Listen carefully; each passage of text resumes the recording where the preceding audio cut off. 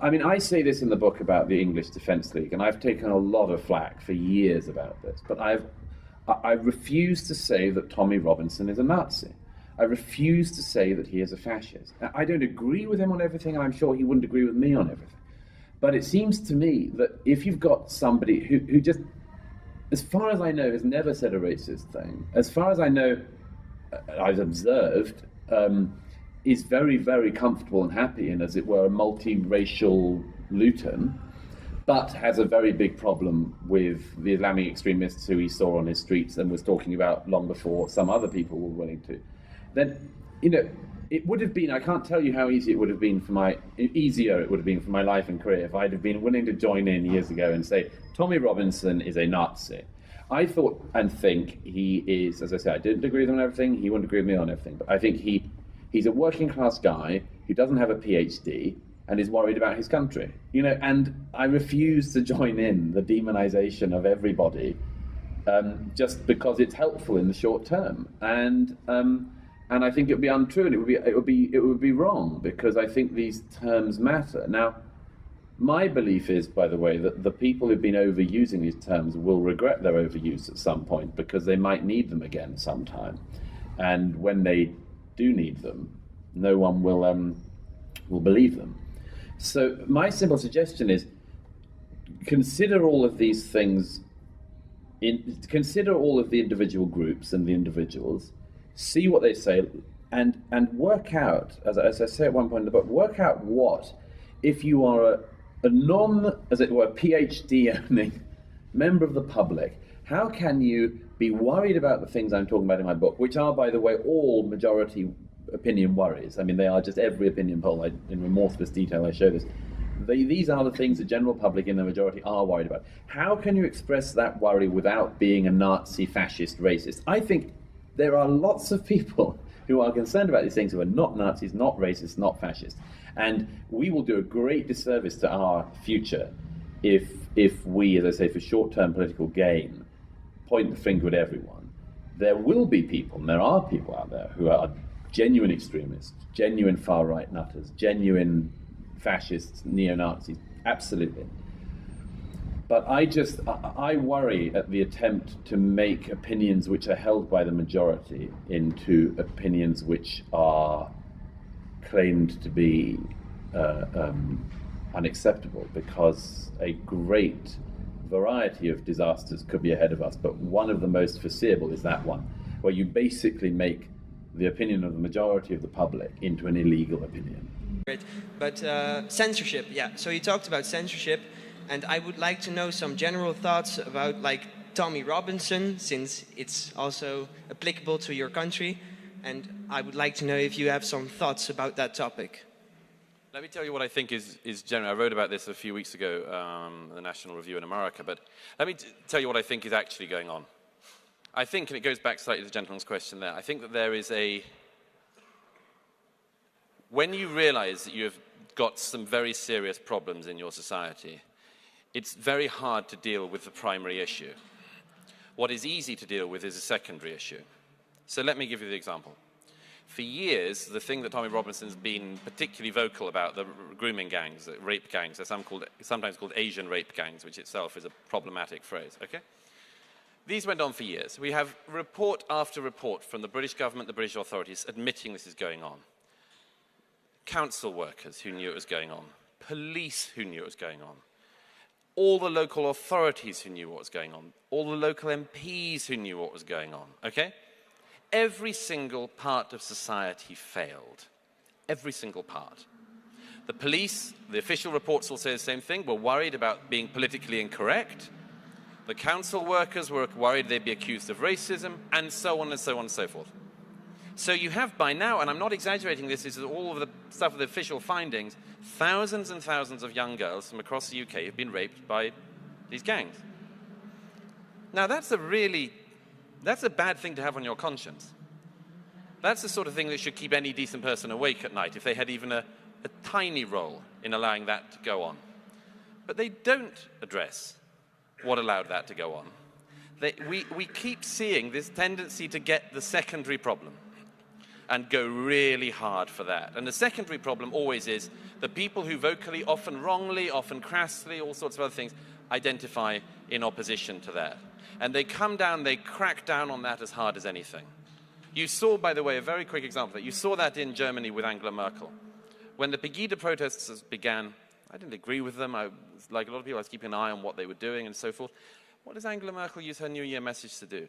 To attack Pegida. She says, these people in Pegida have coldness in their hearts. Okay, it's very easy to go for this. It's very easy to go for the people who are responding to it. Much harder is to go to the thing those people are trying to raise attention about. And, you know, in all of these cases, there are things that can be said that are critical and should be. But this seems to me to be the pattern we keep on seeing. And you see it here. My friend Mark Stein put it very beautifully in the Danish parliament a few years ago when we were doing an event there. He said that the most famous Danish story is of the boy, you know, the boy who, the emperor's new clothes. And he was sort of, you know, Danish hero. Everyone liked to think they were the boy who, if they saw the emperor had no clothes, would say, look, the emperor's naked. And Mark pointed out that in modern Europe, the boy who noticed the emperor had no clothes would be a fool to mention it, and if he did, he'd probably be clubbed to death by the rest of the crowd. There's this weird tendency to shut down the very people who are pointing to it. You know, there's that old joke, the old saying that if that the only thing you can't say in free speech is, you know, you can't shout fire in a crowded theatre. And I always say there is an exception to that, which is if there is a fire, okay? In which case it might be a quite wise idea. But every single time anyone says, look, I'm identifying this problem, everyone cracks down on them. And I just say the same thing always. How about you save some of the energy for shutting down all the people who you think are saying the wrong phrases and so on? Just expend a bit of that energy on the people who are preaching hatred in your society. You know, direct it at that, and the secondary thing will never come up, because you'll be dealing with it. I've taken a lot of flack for many years that could have been avoided if I'd have been willing to say that I thought Tommy Robinson was a Nazi. And for my limited interaction with him, I don't think he is, I don't think he's a racist, and as I say, you pay a price just for not agreeing to call him the same names everyone calls him. But I don't think you should call people names that you don't think they are. So, old-fashioned idea though that is. I think it's a bit tricky because it's an ongoing case. I think having been warned not to harass people who were going into court in one case, I thought it was very unwise of him, to put it no stronger, to be on another courthouse steps. And yes, he is on the video confronting some of the accused. We take in Britain the issue of reporting restrictions, I can tell you as a journalist, very, very seriously. Like, I don't know that there's any country that takes it more seriously. I mean, it's nothing like America. I never write on any ongoing trial because you basically can't. You can report the basics, but I haven't done it myself ever, but I've seen journalists who have trodden accidentally over the reporting restrictions wire, and hell comes your way. Because you could be responsible, it is thought, for the jury absorbing information they shouldn't have had access to, and then you could cause the trial to collapse, and then you have basically that on your conscience as well as the fines on your wallet. So I thought he shouldn't have been doing that. That said, the swiftness of the process against him, the terrible advice, as far as I can see, that he was given by the lawyer he was handed, who told him what turned out to be not the case, which is that if he pleaded guilty, he would get off. I mean, it goes on and on. I think all of this is contested. I don't want to... There's one thing I have no doubt about in this, which is that to some extent, at a quite senior level, Tommy Robinson's always been somebody who people have wanted to get. that he causes trouble. And the truth is, it's also worth remembering in his EDL days, he did. I mean, like raising large groups of people is something I think is unwise anywhere, because you never know how the group is going to react, and there's a whole set of just unwise things to do. But, he's not, like, he wasn't going to start writing opinion pieces in the Wall Street Journal or something. So, like, I give him some flack. Like, what do you want him to do? It goes back to my question I said earlier. If you didn't go to the right university and have the right CV, are you allowed to care about the future of your country? And I think he's made endless numbers of mistakes and so on. But I also think that there's been this out to get him thing from the start, which I'm just, the footage I saw of him recently looked broken, as far as I could see. I mean, it's very hard. I mean, I've had a couple of friends who've been in very different circumstances, been in solitary confinement, and it's very, very hard. Very, very hard. And I think he, from what I can see, has suffered very badly from that. I don't know how this story ends with him. I think that the outpouring of international concern about it is a good sign in some ways, because it reminds people not to make a scapegoat of him. But he's just been dealt the most terrible set of hands by an establishment who, as I think I mentioned here when I was speaking in 2015, have never treated any radical imam with like a tenth of the dedication that they have poured onto the case of Tommy Robinson. They find that he's got a mortgage anomaly, and and he goes to prison on that, and I've got to be very careful what I say about it. As I say, it's an ongoing case, but some people have done a real number on him, and I just think it's appalling. Let's start with something contentious, I suppose. Tammy and I went out on a limb recently and interviewed Tommy Robinson. I saw. I've been watching Tommy for a long time, and he's struck me as particularly interesting. Well, for two reasons. The first reason, I suppose, is because he is a genuine working class guy, and for better or worse. And second, I haven't seen anyone anywhere who's been more unwavering in his commitment to reveal the atrocities of the grooming gangs in the UK, which are organized patterns of activity that are very pervasive, that are so terrible that it's almost impossible to talk about them without sounding like a conspiracy theorist. So now, there's no doubt that there are many things that you could accuse Tommy Robinson of, and many of those he would admit to. But to me, and also to my wife, fair enough. But the fact that he's pointed his finger at something that seriously needs to be attended to and has paid a major price for it is also not ignorable. It's like, do we expect someone who's brave enough to do that to also be perfect in every regard? That's asking a bit much, given that there's many people who in principle have moral characters much more unsullied than Tommy Robinson, who are cowering in silence constantly in the face of this absolute brutal atrocity. And so we interviewed him. And what did I think of Tommy? He's very articulate. He can certainly make a case for himself.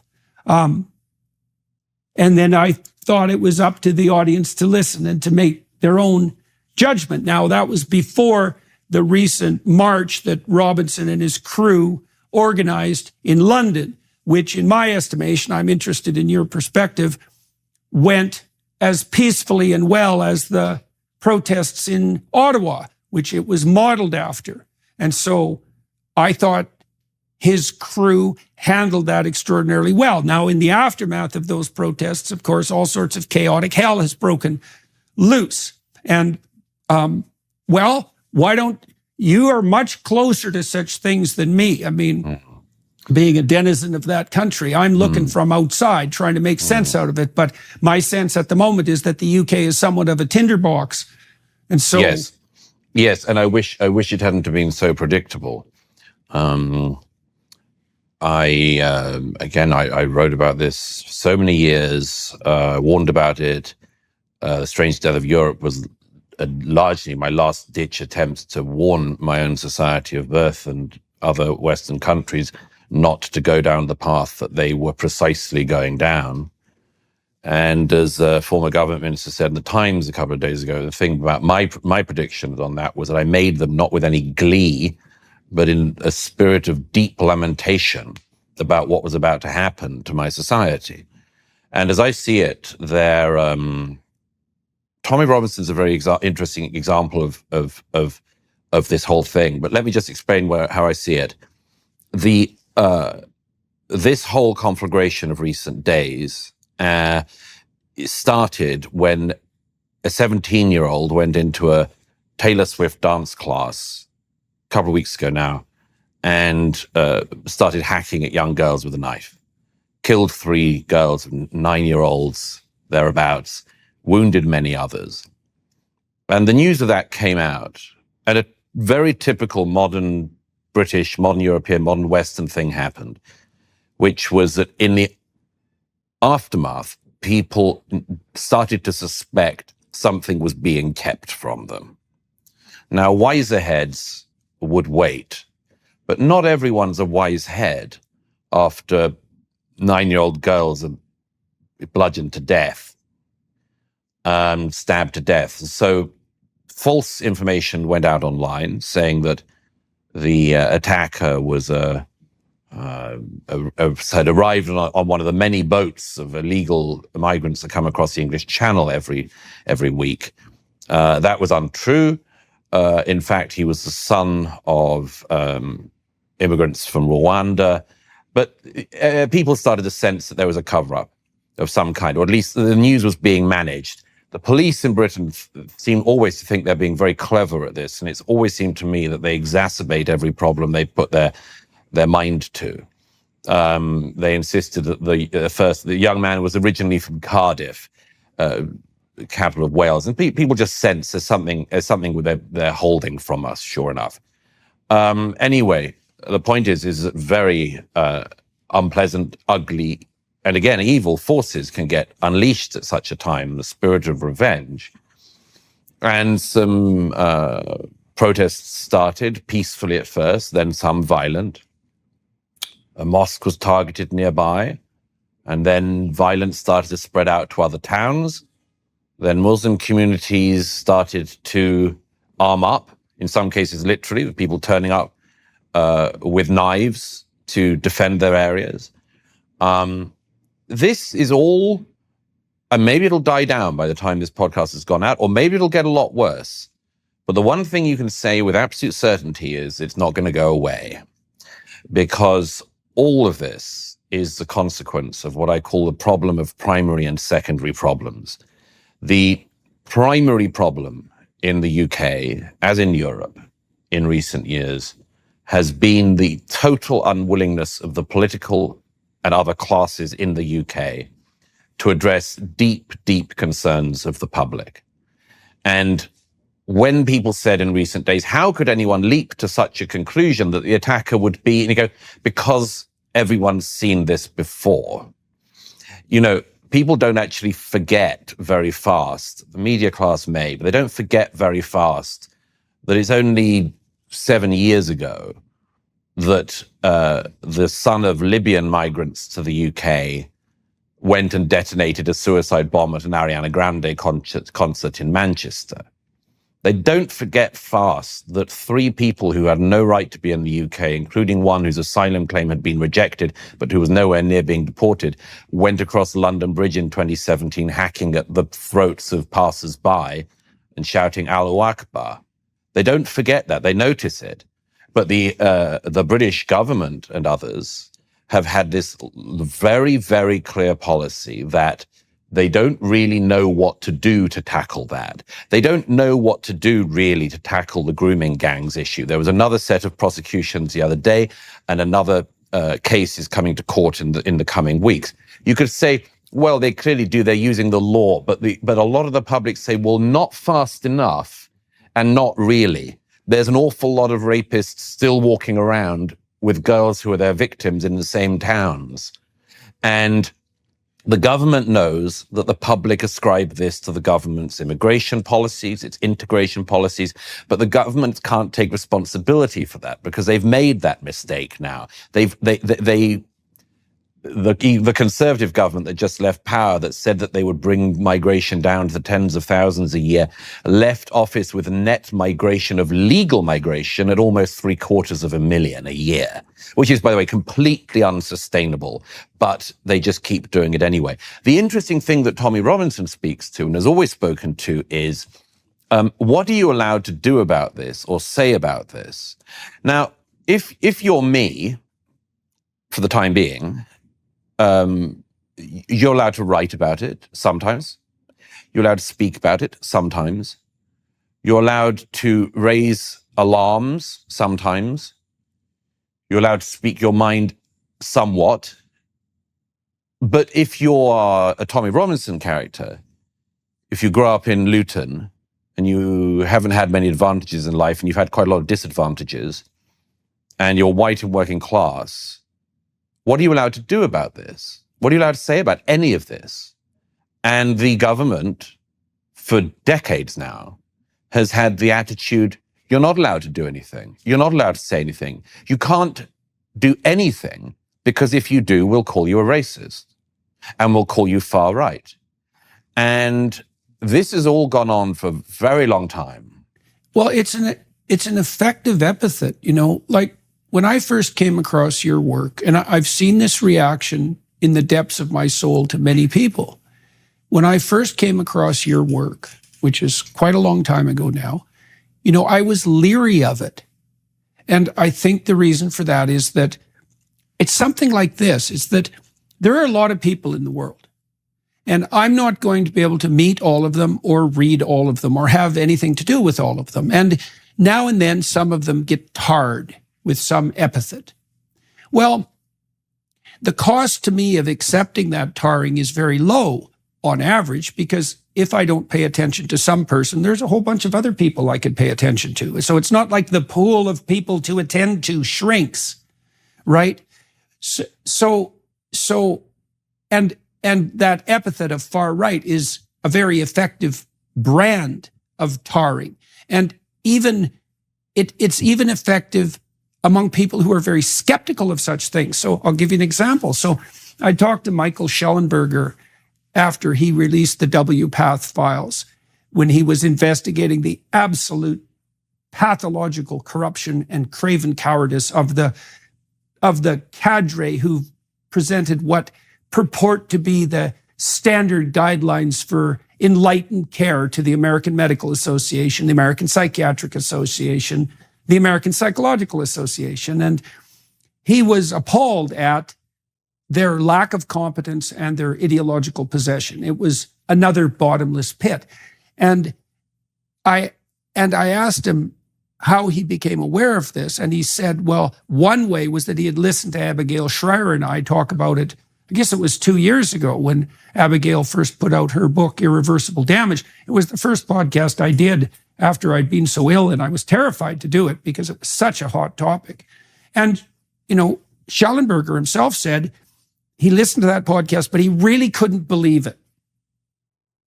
And that's another example of the effectiveness of that tarring. Yes. It's so easy to demolish someone's reputation. And it's especially easy to demolish a reputation for people who do not have, as it were, a backlog of published work. Yeah, right, I mean, exactly. it's relatively easy, but to weigh up someone's views and make an estimation of them if they have 7 books to their name, as I do, or thousands and thousands of articles. But it can't be the case that only book authors are allowed to say anything about the disintegration of their societies. It's not like you should only be left to people who write newspaper articles. Yeah, well, God, no, not that. Like maybe least of all.